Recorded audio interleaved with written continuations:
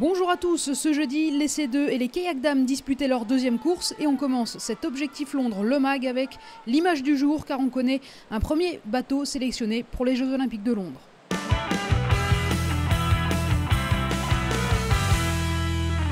L'image du jour, c'est la joie de Gauthier Klaus et Mathieu Péché. Le duo d'Épinal a décroché son billet pour Londres ce jeudi après-midi en s'imposant pour la deuxième fois en deux courses.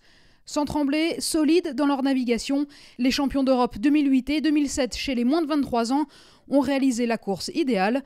Les deux garçons qui ont avancé dans l'ombre des C2, Lefebvre-Gargot et Labarrelle-Péchier, ont résisté à la pression. On écoute le duo sur un petit nuage à l'arrivée. C'est même plus un rêve de gamin. Dès 7-8 ans, quand on voyait les grands qui allaient au jeu, c'était un rêve tout de suite. Et là, c'est quelque chose qui s'accomplit. Et là, on peut qu'être heureux. Je pense pas qu'on réalise encore. On est les premiers sélectionnés finalement. En tout cas, c'est bon et c'est bon et c'est bon. C'est fait, ça n'a pas été facile. Donc là, on a fait une bonne première manche matin. Et après, là, vu qu'on perd dernier, on voit tous les autres passer.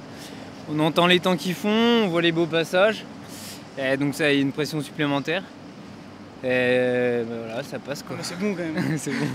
C'est une première étape de franchie. Après, il faut aller à Londres et il faut bien représenter la catégorie parce qu'il y a des bons bateaux. Donc c'est nous qui allons les représenter, et je pense qu'ils attendent beaucoup de nous, il ne faut pas les décevoir. Et voilà, il ne faut pas s'enflammer non plus, c'est une belle sélection et il faudra aller plus loin maintenant aussi. Chez les dames, Carole Bouzidi a manqué l'occasion de concrétiser son avantage de la veille. Elle termine deuxième, c'est Émilie Fer qui en a profité.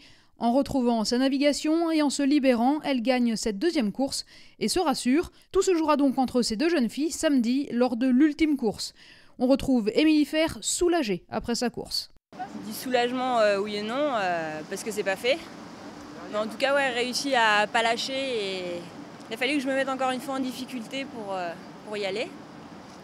Donc ouais, j'en avais marre de pas me faire plaisir sur l'eau et ça a été ma seule motivation, ouais. De dire tu navigues comme ça à l'entraînement, pourquoi tu t'entraînes une année, ça navigue super bien. Et là, tu te mets toi la pression pour pas naviguer comme ça en course, ça va. Enfin, il y a 4 ans déjà, il avait fallu attendre la dernière manche pour connaître la sélectionnée.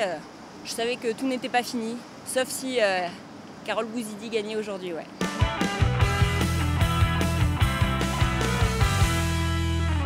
Allez, on reprend son souffle, les coulisses observent l'avenir au stade d'eau vive. Du 14 au 17 juin prochain, Pau accueille une manche de la Coupe du Monde de slalom. Frédéric Fautou, l'adjoint au sport de la ville de Pau, revient sur la place du canoë dans le paysage sportif palois. Une place très très importante. Je crois que quand on vient ici à Pau, on peut le constater déjà par rapport à l'équipement. Donc je pense que si le canoë n'avait pas une place essentielle, je crois déjà qu'il n'y aurait pas cet équipement. Tout ça aussi, et il faut l'admettre et le reconnaître grâce aux superbes résultats qu'ont eu la famille Estanguet, Patrice d'abord et Tony maintenant. Après 2009, Pau organise à nouveau une manche de Coupe du Monde de slalom. Alors que représente un tel événement pour la ville? C'est très important déjà par rapport à la reconnaissance qu'on peut apporter à nos sportifs. Je crois que c'était essentiel pour nous.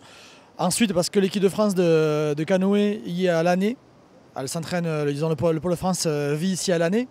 Donc nos athlètes français s'entraînent très dur ici.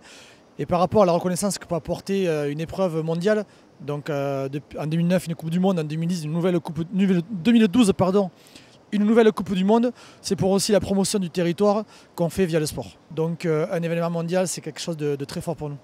Objectif Londres, le MAG revient demain avec une journée décisive pour les C1 et les kayakums, une journée sous haute tension à ne pas manquer.